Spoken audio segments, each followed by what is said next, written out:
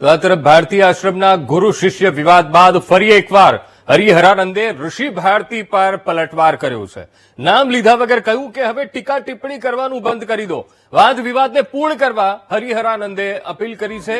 અવંતિકા ભારતી બાપુની 50મી પુણ્યતિથિની પૂજા દરમિયાન આ નિવેદન હરિહરાનંદ ભારતીએ આપ્યું. અવંતિકા ભારતી બાપુની પુણ્યતિથિની પૂજામાં આશ્રમમાં ગણતરીના જ લોકો દેખાયા. પુણ્યતિથિ નિમિત્તે દર વર્ષે યોજાતા મહાભંડારો સહિતના કાર્યક્રમો હાલ રદ કરવામાં આવ્યા છે.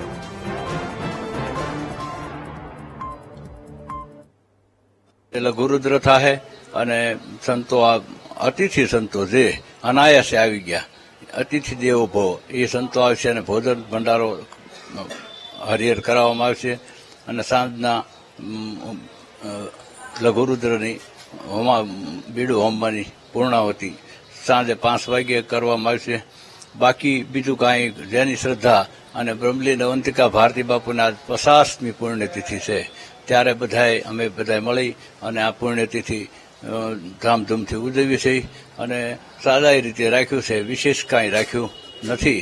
વિશેષ જ્યારે બાપુનો મહામંડલેશ્વર વિશ્વંભર ભારતી બાપુનો અને કલ્યાણાનંદ ભારતી બાપુનો સાથે સોળસી ભંડારો અહીં એક વખત થાય એ ત્યારે બધી વિધાન કરશું.